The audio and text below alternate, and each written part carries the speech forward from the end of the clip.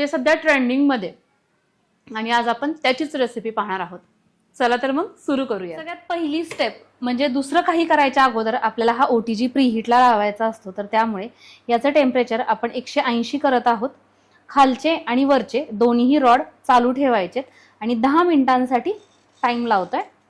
ब्लेंडरचा जार घेतलाय, त्याच्यामध्ये पाऊण कप रवा घेतोय आणि हा रवा आपण याच्यामध्ये टाकून घ्यायचा आहे आणि हा आपल्याला फिरवायचा आहे.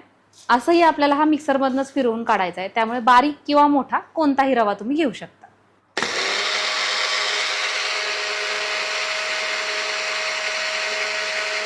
बाउलमध्ये अर्धा कप फ्रेश असं दही घेतोय.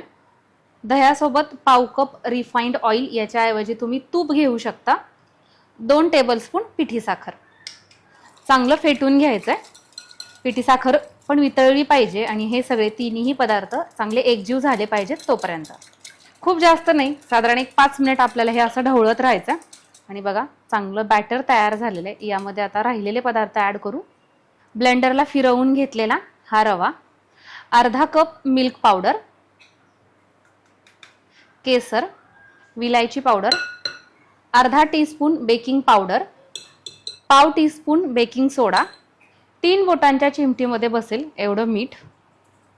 दुधाचा पण वापर करायचा आहे, पण अगोदर हे एकत्र करूयात. आता हे चांगलं बॅटर आपलं खरं तर तयार झालंय बरं का, हे अशा पद्धतीचं. पण आपल्याला आणखीन थोडंसं हे सैलसर हवंय, त्यामुळे खूप जास्त दूध टाकायचं नाहीये. थोडं थोडं करून टाकतोय. सुरुवातीला साधारण 1 ते 2 चमचे टाकून घेऊ.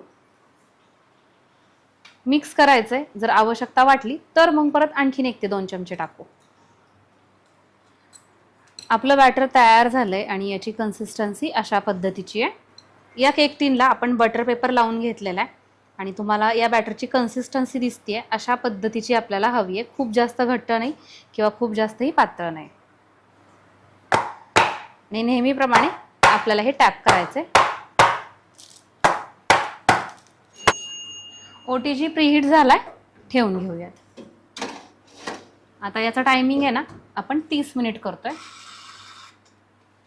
आपला केक बेक होतोय, अगदी 5 मिनिटाचा त्याचा टायमिंग राहिलेला आहे. तर तोपर्यंत आता आपण शुगर सिरप तयार करून घेऊयात. त्यासाठी 1 कप साखर घेतली आहे आणि याच्यासाठी आपण पाऊण कप पाणी टाकतोय. शुगर सिरप तयार होत असतानाच याच्यामध्ये मी 3 विलायची टाकलेली आहे आणि त्याची अशी तोंडं मोकळी केलेत. आपल्याला काय करायचंय, याचा काही 1 तारी किंवा 2 तारी असा पाक करायचा नाहीये, तर हलका असा चिकटसर पाक करायचा आहे. तो कसा ओळखायचा, ज्यावेळेस साखर वितळते आणि त्याच्यानंतर थोड्या वेळानंतर तुम्ही इथं बघताय आता हा पांढरा शुभ्र दिसत नाहीये, हलका असा आपल्याला हा पिवळसर जाणवतो. तर त्यावेळेस आपण हा चेक करायचा एकदा.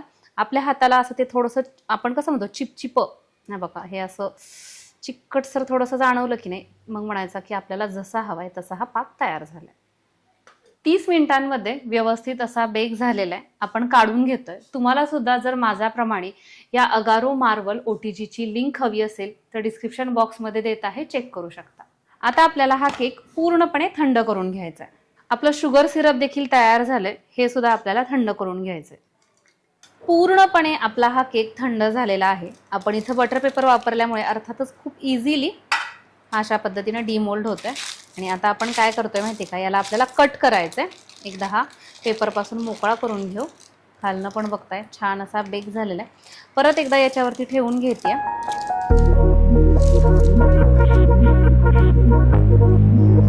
तुकडा मी तुम्हाला दाखवते. आतमध्ये तुम्ही बघू शकता, भारी दिसतंय हे. आता सेम अशाच पद्धतीनं आणखीन या साईडला 2 कट करूया.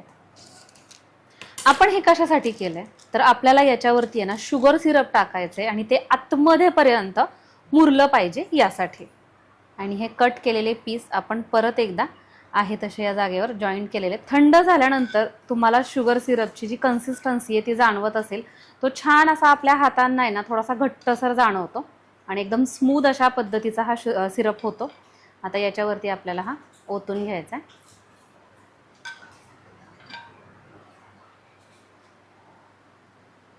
शुगर सिरप ओतल्यानंतर आहे ना लगेच आपल्याला याला खायचं नाहीये.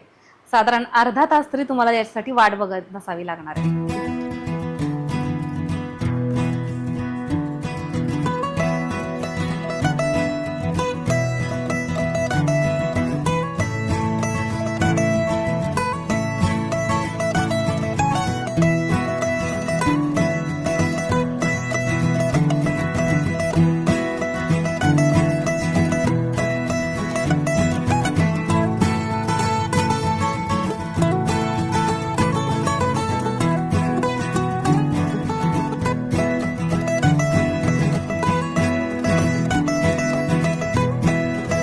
जर याचं टेक्स्चर पाहिलं ना तर अगदी सेम गुलाबजाम आपण कट केल्यानंतर आतमध्ये ज्या पद्धतीचा स्पॉन्ज किंवा जी जाळी आपल्याला दिसते ना, अगदी सेम तशाच पद्धतीचं हे दिसत आहे. टेस्ट करूयात.